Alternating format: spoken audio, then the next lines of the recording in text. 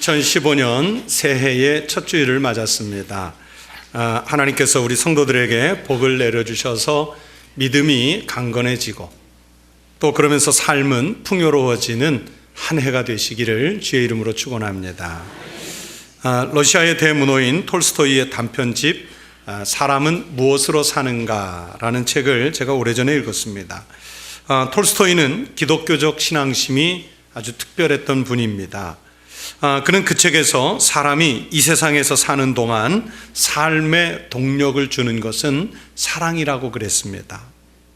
그것도 예수 그리스도의 희생적 사랑을 닮은 그 사랑이 바로 사람이 살아갈 힘이라는 그런 전개를 톨스토이는 하고 있습니다. 저는 그 책을 읽은 후에 가끔 그 책 제목을 떠올리면 이런 생각이 납니다. 그럼 그리스도인은 무엇으로 사는가? 그리스도인은 무엇으로 사는가? 우리가 살아가는 관계 속에서는 사랑으로 살고 우리의 생애는 열정으로 살고 세상의 변화를 위해서는 희생이나 헌신으로 살 수 있습니다. 다 신앙인들의 삶에 있어서 필요한 요소들입니다. 이런 요소들을 갖춰야 신실하고 성숙한 그리스도인의 삶을 살아갈 수 있습니다. 그런데 이 모든 것을 담을 정말 중요한 것이 무엇인지를 또 생각해야 됩니다. 그리스도인으로 하여금 그리스도인답게 살게 하는 그 근본적인 힘이 무엇인지를 우리는 생각해야 합니다. 그리스도인 무엇으로 사는가? 그리스도인이 그리스도인으로서 살아가게 할 그 힘의 능력이 어디서 오는지를 우리는 정확하게 알아야 합니다. 그리스도인에게 있어서 제일 중요한 삶의 동력은 여러분 다른 것 아닙니다. 바로 복음입니다. 복음이 없이는 그리스도인이라고 할 수 없고 복음을 믿지 않고는 그의 신앙을 온전한 믿음이라고 말할 수 없습니다. 지난 주간에 제가 읽은 책이 유명한 기독교 저술가인 유진 피터슨 목사님이라는 분의 그 목회자의 영성이라는 책을 읽었습니다. 유진 피터슨 목사는 그 책에서 퓰리처 상을 받은 유명한 여성 기독교 작가 애니 딜라드의 자연의 지혜라는 책에서 또 일부 인용한 이야기를 거기에 썼습니다. 그 인용한 이야기는 뭐냐면 북극 탐험가들의 웃기고도 슬픈 이야기를 인용했다 그랬는데 제가 그 대목을 읽으면서 참 인상이 깊었습니다. 1909년에 우리가 잘 아는 로버트 피어리가 북극점을 정복하기 전인 1800년대에도 여러 차례 탐험가들 또는 탐험대에 의해서 북극을 정복하려는 시도들이 있었습니다. 딜라드는 그 중에서 몇 가지 사례를 소개를 했는데 유진 피터슨이 그걸 인용을 한 겁니다. 첫 번째 예가 1845년 프랭클린 탐험대의 이야기입니다. 프랭클린 탐험대는 138명의 장교와 사병들로 구성된 군인 탐험대였습니다. 그들이 북극을 탐험하러 가면서 준비한 물건은 1200권의 책, 50곡을 연주할 수 있는 손풍금, 장교와 사병들을 위한 식기 세트, 무늬를 새겨놓은 유리 와인잔, 그리고 납작한 은식기 등을 준비했다 그랬습니다. 이 프랭클린 탐험대는 여왕 폐하가 하사한 해군 제복을 제외하고는 북극의 추위에 대비한 옷도 갖추지 않은 채 북극을 향해서 떠났습니다. 아주 고귀한 사업이었기 때문에 고귀하게 차려입었고 그러면서 고귀한 물건들을 준비하고 갔습니다. 그런데 이 프랭클린 탐험대 138명의 생사는 어떻게 됐을까요? 다 죽었습니다. 산더미 같은 그들이 준비했던 그 고귀한 우아한 식기들 틈 속에서 이 138명의 시신이 발견됐다고 합니다. 또 두 번째 소개하고 있는 예는 로버트 팔콘 스콧 경이라는 분의 탐험입니다.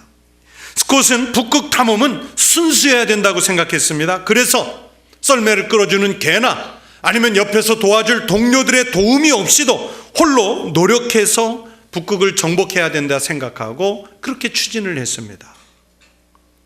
어떻게 됐을까요? 로버트 스콧도 결국은 사망했습니다. 스콧의 고귀한 정서, 순수함과 존엄성, 자기 감정들을 통제하는 감동적인 북극 탐험에 관련된 문서들이 얼어붙은 그의 시신 아래에서 발견되었다고 그럽니다. 여러분, 이 탐험대들은 겉으로는 존엄한 것을 택했습니다. 자기들이 지킬 수 있는 고귀한 품격을 지켜보려고 했습니다. 그런데 정작 중요한 생명을 지키는 일에 대해서는 무지했습니다. 자기들의 생사를 어디에다가 맡겨야 되는지를 그들은 몰랐던 겁니다. 유진 피터슨 목사님은 목회자의 영성 그 책에서 성공한 탐험가들은 그렇게 야단을 떨지 않았다 그랬습니다. 그리고 또 성공한 탐험가들은 자신의 역할, 특권, 이미 형성된 고정관념, 개념들을 버리고 빛이 흠뻑 배어있는 그 땅의 두툼한 얼음과 빙하의 조건에 적응하는 일에 우선 관심을 두었다, 그렇게 풀었습니다. 여러분, 실패한 사람들은 정말 중요한 준비가 무엇인지를 몰랐던 거예요. 여러분, 북극을 탐험하러 가는데 은식기를 준비하고 1200권의 책을 준비하고 와인잔을 준비하는 게 이게 무슨 의미가 있겠습니까? 거기에 필요한 정보, 거기에 적응해 가야 하는 신체, 그러면서 몸을 따뜻하게 보호해야 할 옷가지들, 이런 것들 아니었겠습니까? 탐험에 성공한 사람들은 자신들이 생존해서 성공하기 위해서 정말 중요한 준비가 무엇인지를 알고 탐험에 나섰던 사람들이었습니다. 여러분, 우리도 신앙생활을 하면서 또 그리스도인으로서 살면서 겉으로 드러나는 체면, 지적인 수준, 명예, 이런 것들에 마음을 두다가 정작 우리의 영을 살리고 죽이는 복음에 대해서는 놓치는 그런 우를 범할 수가 있습니다. 우리 그리스도인은 어떤 가치보다도 중요하고 우선하는 가치가 바로 복음의 바탕을 둔 삶을 살아가야 할 믿음입니다. 그렇다면 우리가 삶의 기반을 두어야 하는 복음의 내용을 알아야 하지 않겠습니까? 여러분, 복음이 무엇입니까? 예배당에 오시면 무수하게 듣는 복음의 내용이 무엇입니까? 우리는 보통 복음하면 먼저 떠오르는 말씀이 요한복음 3장 16절의 성경 말씀입니다. 이 말씀을 성경의 요약이라고도 하고 어느 분은 작은 복음이라고도 말합니다. 하나님이 세상을 이처럼 사랑하사 독생자를 주셨으니 이는 그를 믿는 자마다 멸망하지 않고 영생을 얻게 하려 하심이라. 그렇습니다. 이 말씀이 말 그대로 복음입니다. 예수님은 하나님과 동등하신 하나님이십니다. 천지를 창조하실 때도요, 아버지 하나님과 같이 계셨고, 그리고 온 우주 만물을 지금도 같이 다스리시고, 마지막 때 아버지의 뜻을 이루시기 위해서 재림하실 주님, 그 하나님이 바로 예수님이십니다. 그 하나님 본체이신 예수님이 이 땅에 오신 거예요. 왜 오셨습니까? 하나님 아버지께서 세상을, 그리고 나 같은 죄 많은 인간을 사랑하시기 때문에 그들을 멸망시키지 않고 믿는 자들에게 영생을 얻게 하시려고 사람의 몸을 입고 친히 이곳에 내려와 주신 것, 이게 복음입니다. 그래서 예수님과 관련된 복음의 단어들을 정리해 보면 하나님, 성육신, 십자가, 보혈, 죽음과 무덤, 그리고 부활과 승천입니다. 하나님이신 예수님이 성육신하셔서 우리 죄를 지고 십자가를 지셨고 그 십자가에서 보혈을 흘려주셨습니다. 죽음으로 희생제물이 되셨고 캄캄한 무덤에, 우리가 죽어서 들어가야 할 그 무덤에 우리 죄를 안고 예수님께서 친히 들어가셨습니다. 그리고 사흘 만에 부활하셨고 승천해 주셨습니다. 우리들도 부활할 것이라는 예표를 미리 보여주셨습니다. 바울은 이것을 고린도전서 15장 20절에서 이렇게 말씀하고 있습니다. 그러나 이제 그리스도께서 죽은 자 가운데서 다시 살아나사 잠자는 자들의 첫 열매가 되셨도다. 여러분, 예수님께서 잠자는 자, 즉 죽은 자들 가운데 첫 번째 부활의 열매가 되셨다는 것은 믿는 자들이 뒤를 이어서 부활할 것이라는 것을 확증해 주시는 말씀입니다. 여러분, 이것이 바로 복음의 내용입니다. 세상 어디에서도 들을 수 없는 바로 복음입니다. 이 복음을 믿는 믿음이 바로 우리 그리스도인으로 하여금 살아있게 하는 그런 능력이 되는 것입니다. 여러분, 이 복음이 없으면, 이 복음에 대한 체험이 없으면 아무리 겉모양이 화려한 신앙이라 할지라도요, 여러분, 그것은 허울입니다. 마치 북극을 탐험하러 가는 사람이 그곳에 대한 기후 정보라든지 아니면 따뜻한 옷가지라든지 여러분 그런 거 준비하지 않고 가면 죽는 것처럼 복음이 없이 우리가 예수 그리스도를 믿는 것 없이 여러분 우리가 신앙생활한다고 하면 겉모습이 아무리 화려해도 그건 죽는 믿음입니다. 이 복음을 받아들이고 믿기 전에는 그것이 왜 생명인지를 잘 모릅니다. 복음이 마치 복잡한 교리 같고 신학화된 한 부류의 지식이 아닌가 생각할 수 있습니다. 믿음이 생기기 전에는 도저히 믿기 어려운 일이라는 것도 이해가 됩니다. 오늘 본문이 담긴 편지를 쓴 바울도요, 사실은 처음에 예수를 믿지 않았습니다. 오히려 자기가 가진 유대교 정통 바리새인의 입장에서 예수를 믿는 사람들을 이단시했습니다. 사회를 혼란하게 하는 사람들이라고 오해했습니다. 사회의 안정, 이스라엘의 정체성, 국민의 그 유대감을 위해서 그리스도인들을 박멸해야 한다는 사명감에 사로잡혔던 사람이 바울입니다. 그래서 대제사장의 전권을 위임받아서 도처에 흩어진 교회와 그리스도인들을 박해하러 다녔습니다. 스데반 집사의 순교 현장에서 사형 감독관으로 입회했던 사람이 바로 이분입니다. 그리스도인들에게 대해서 언제나 위협과 살기가 등등했다고 사도행전 9장 1절에서 바울에 대해서 기록해두고 있습니다. 그랬던 바울이 다메섹의 그리스도인 공동체를 깨러가는 길에 부활하신 예수님을 만납니다. 예수님을 만나면서 바울은 자기가 지금까지 인생의 소중한 가치라고 여겼던 그 모든 것들을 복음 앞에서 내려놓습니다. 빌립보서 3장 8절 9절에서 이렇게 말씀합니다. 또한 모든 것을 해로 여김은 내 주 그리스도 예수를 아는 지식이 가장 고상하기 때문이라 내가 그를 위하여 모든 것을 잃어버리고 배설물로 여김은 그리스도를 얻고 그 안에서 발견되려 함이니. 자기의 권세, 종교적인 과도한 열심, 가문의 권위, 배운 지식들 하나같이 배설물로 여겨서 버린다고 고백하지요. 버리는 정도가 아니라 오히려 인간적 자랑거리였던 그것들이 자신의 그 삶에 해가 된다고까지 고백을 하고 있습니다. 왜요? 내 주 그리스도 예수를 아는 지식이 가장 고상하기 때문이라. 예수님 그 자체가 복음인 줄로 믿습니다. 예수님의 오심, 죽으심, 부활하심, 승천하심, 그리고 재림하심, 이것을 아는 것이 삶에서 가장 중요한 가치이기 때문입니다. 가장 귀한 보물을 발견했기 때문에 그 가장 귀한 보물 앞에서 자기가 지금까지 소중하게 여기던 것들을 배설물로 여겨서 그리고 해로 여겨서 그것을 이제는 버린다는 의미입니다.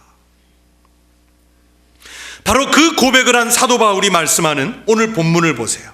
내가 복음을 부끄러워하지 아니하노니. 여러분, 예수님을 모르기 전에는, 예수님을 만나기 전에는 복음이 부끄러운 것일 수 있습니다. 어쩌면 자기를 죽게 만들지도 모르는 위험한 사상일 수도 있습니다. 그런데 복음을 믿고 보니까, 예수 그리스도를 직접 만나고 보니까 복음은 부끄러운 것이 아닙니다. 아니, 생명을 살리는 능력이 바로 거기에 있었습니다. 이 복음은 모든 믿는 자에게 구원을 주시는 하나님의 능력이 됨이라. 죽을 사람을 살리는 하나님의 능력이 복음에 있습니다.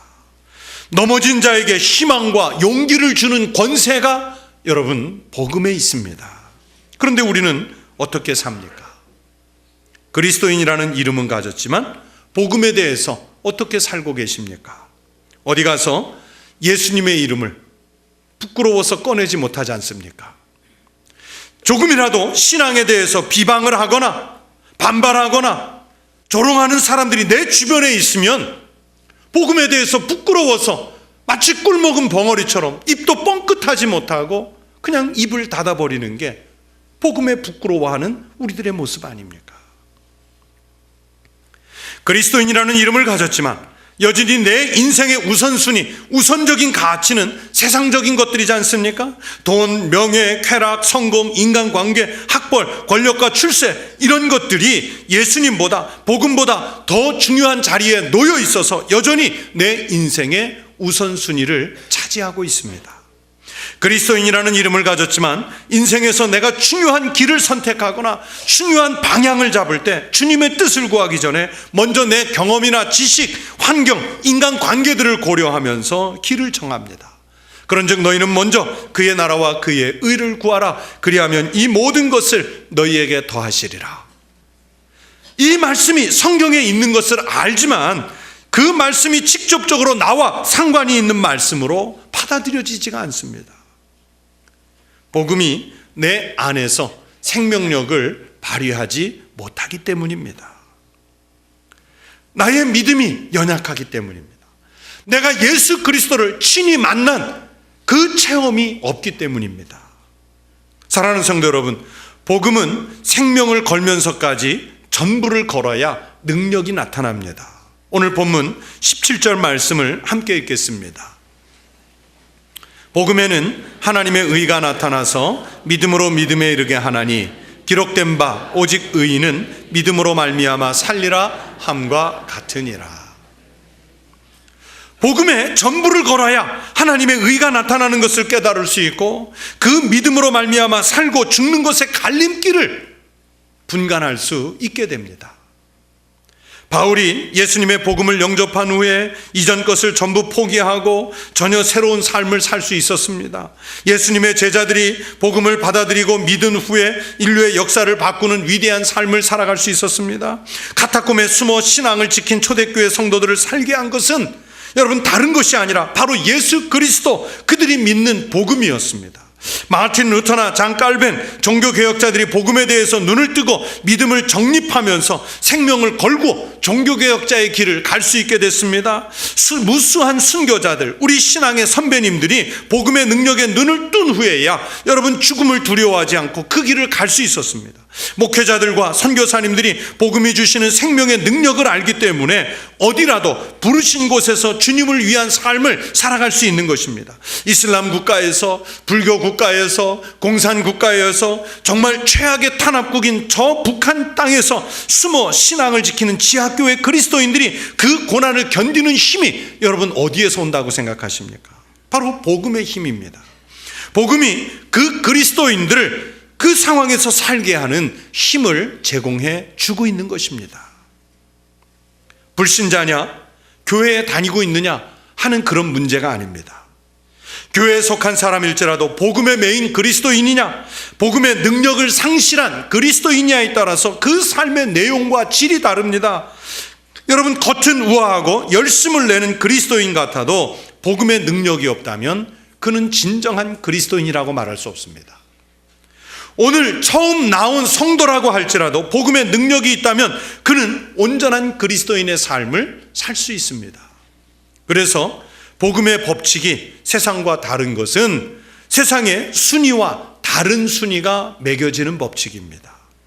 이와 같이 나중된 자로서 먼저 되고 먼저 된 자로서 나중되리라.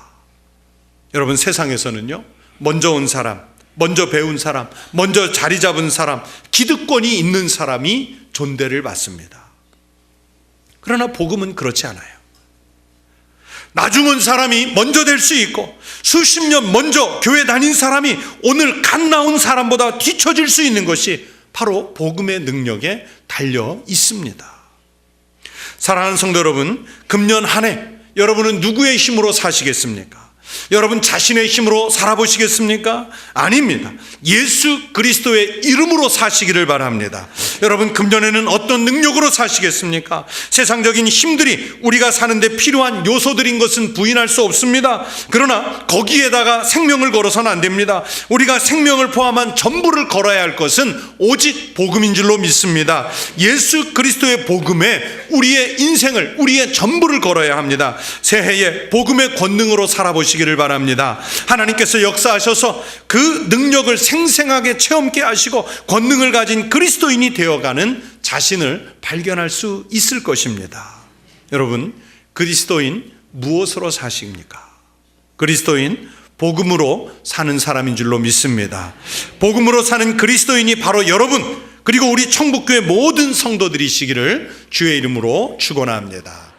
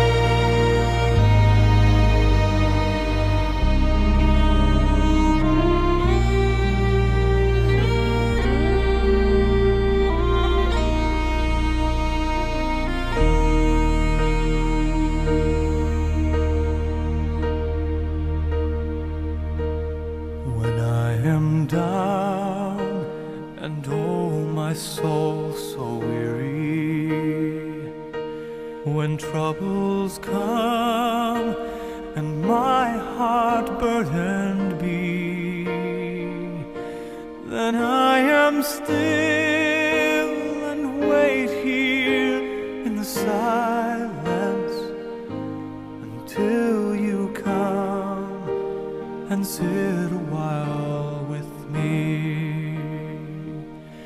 You raise me up so I can stand on mountains. You raise me up to walk on stormy seas. I am strong when I am on your shoulders. You raise me up to more than I can be.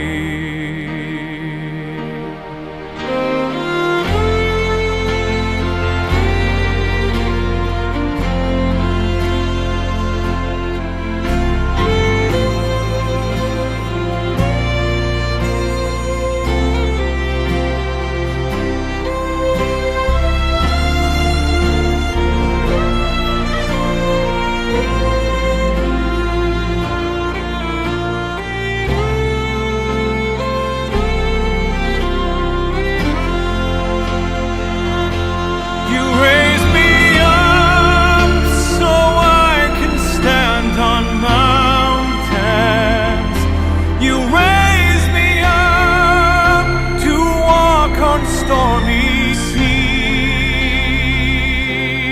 I am strong when I am on your shoulders.